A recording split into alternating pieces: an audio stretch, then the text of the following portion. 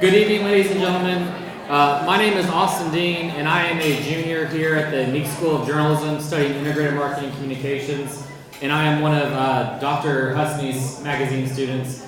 And this was the part where he said that we're supposed to talk really good about him, but I haven't gotten any money or a grade yet. So, and as he says, we don't work for free, so I'll hold off on that. But it is my pleasure tonight to introduce Mr. Tony Silber, the Vice President of Folio and Access Intelligence. Tony Silber is a media industry executive with hands-on strategic skills in content creation, sales, and marketing. He's an innovator with a track record in product creation and transformation, both digital and in print. Ladies and gentlemen, Mr. Tony Silber.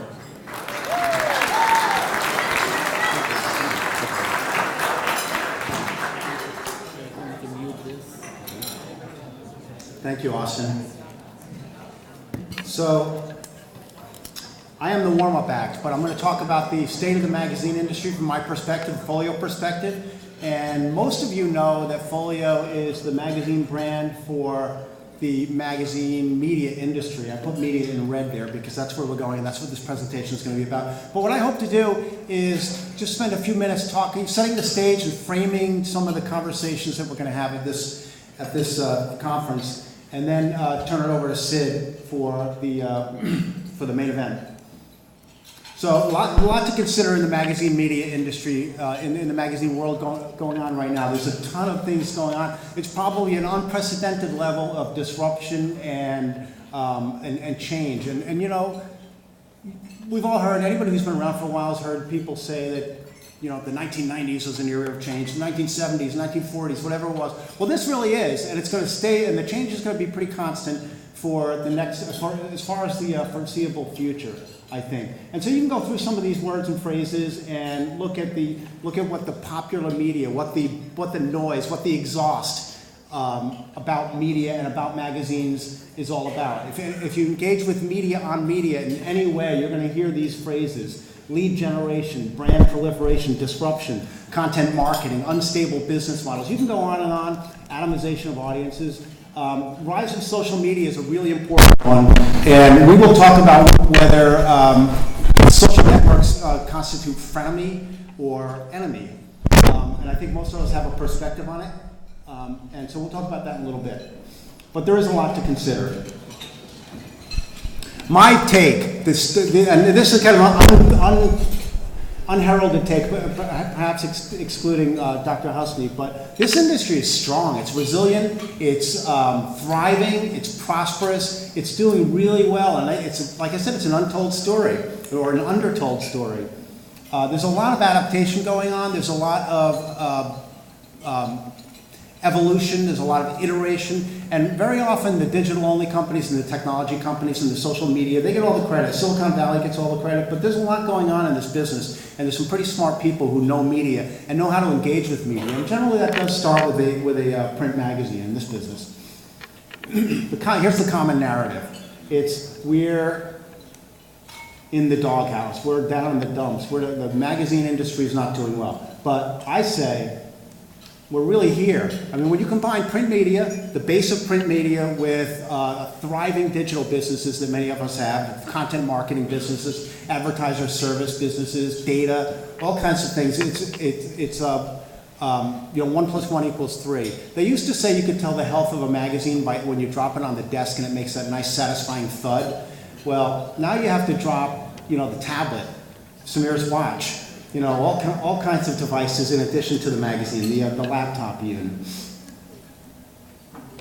There are several factors that are driving, that are underlying this strength, and really the undertold story of strength. Powerful established brands, 360-degree coverage of the consumer. This sounds like a buzzword, right? But it's really not. It's an important principle.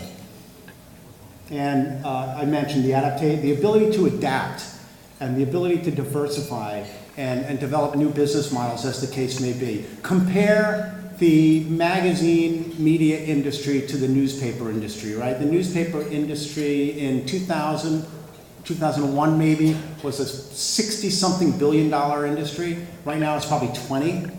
right? 15 years, it lost 2/3 of its value. That has not happened with magazines. So I mentioned powerful brands. Just last week, we had the Min 30 event. My company runs this as well. Dr. Husney was our star presenter. He picks the top magazine launches of the year. In any given year, he's probably done it for the entire 30. And so we said, all right, well, let's look at this 3-decade span and see what magazine brands really made a difference over that period of time. And if you look at them, look at the depth there. You know, Fast Company, Cooking Light, Garden and Gun, ESPN, InStyle, the Oprah magazine, Teen Vogue. You can go on and on. That's only 12 or so of the 30.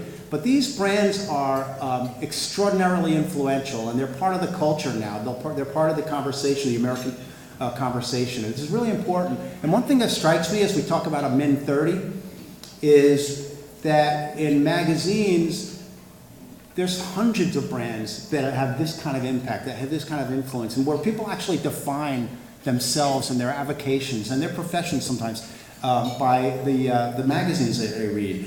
You know, you don't get that kind of depth in digital-only media. You don't get it in broadcast media even, 500 channels or whatever it is these days, notwithstanding. You don't get it in TV. There's maybe a dozen broadcast networks and cable networks that have powerful brands. It doesn't get much farther than that. In magazines, it's hundreds. That's worth thinking about. So, but it's not just print anymore. The business model shifted from a hub and spoke model. If you think of that wheel down in the corner there, print was in the middle. I think historically, they used to call it ancillary businesses and ancillary activities and all kinds of things, the things that spin off of a magazine. It could be video, and could be books, newsletters, all kinds of things. But now the model has shifted, and this is really important. The model has shifted to the consumer in the middle, and all these activities, these media activities around the consumer. And that doesn't mean the print magazine is not vital anymore, because my contention is that the print magazine completes the circle, right? So if you don't have that print brand, you're not going to get like a full experience with the consumer. And that works on both the consumer consumption experience, and it works on the advertiser side as well when you think about it, because print advertising plays a role that's very different from digital. Generally, digital is more direct response oriented, whereas print is brand oriented. And that again is the truth. It sounds like a truism, it sounds like it's trite, but it's really not. It works. So David Carey, president of Hearst Magazines, and Hearst Magazines, as Samir mentioned, is a sponsor of this event. He said at the American Magazine Media Conference in February in New York, and this was something that struck me, and I wrote it down at the time. Who would have thought that the magazine business was a springboard to all these other media forms? Well, that's what we're seeing. And then I followed up with him a week or two ago, and we just had a meeting.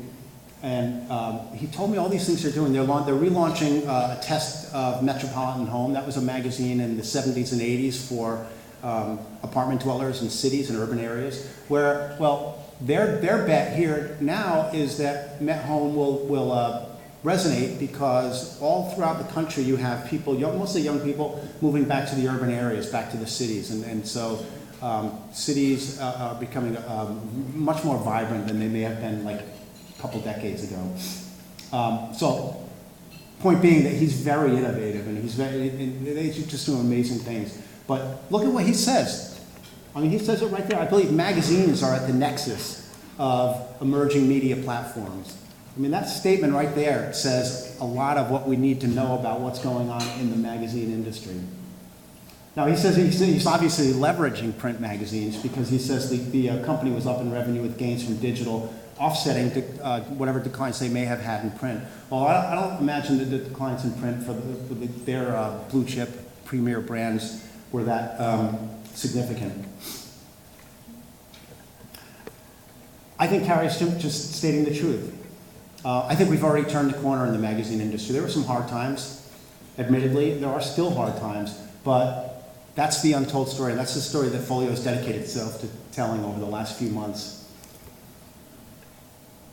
And so you can't talk about the magazine industry without at least acknowledging that this occurs. Layoffs, magazines get shut down, you know, headlines that are negative, that are not really, that tell a story that might be incomplete. Print advertising's down again, blah, blah, blah, right? But my belief is that that is the sort of, you know, I don't want to say this about people's careers and their lives, but I think it's, you know, if you take a long view, it's collateral damage. It's what happens when a massive restructuring is occurring and certain aspects of a business get eliminated and others shrink and new ones get formed.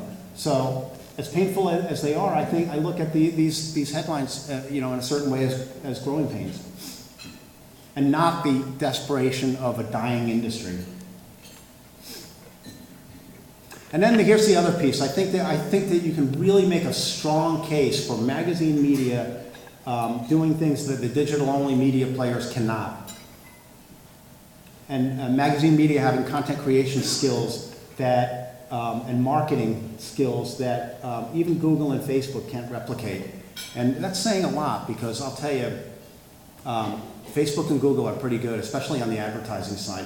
I've been getting these notifications on Facebook on my phone. It's actually kind of scary. I got a notification at the train station the other morning. It said, Jeff Goldwasser is nearby. I said, is that a threat? How should I take that? It was kind of weird. But it is, and it's, you know, even taking it literally, it's weird because the ability to crunch all this data is extraordinary. So let's take a quick look at what the people who run magazine media companies are thinking about their businesses. And there's a theme in here that's worth, that runs through every single one of these statements. There's not that many of them. That's worth thinking about. So Rebecca Darwin from Garden & Gun, she says our ancillary businesses, meaning all the various extensions, continue to grow.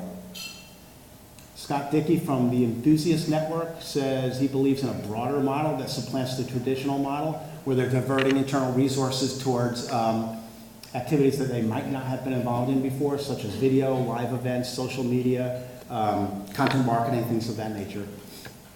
Same thing from the CEO of New Bay Media, Steve Palm. The magazine isn't what it used to be, but the industry is better and more dynamic. CEO of Hanley Wood, they're a leader in data businesses. Never before have we had so many ways to help our customers grow. Andy Klerman, who's in the room, says, you know, he cautions that magazine media companies that embrace the evolution will thrive, while others may not. And there's Samir Hussain. More new magazines published today than ever. The difference is that more are coming from companies that are asking the customer to pay more, not the advertiser. And the death of print band or whatever, I forget, I think that's the word you used, stopped performing. Every major media company in the country has launched a big new startup in the last couple of years. Again, it's really very striking. I mentioned Met Home, that might take off, but Hearst has been doing it a lot. Hearst has had enormous success with print magazine startups, many of them spinning off of TV shows.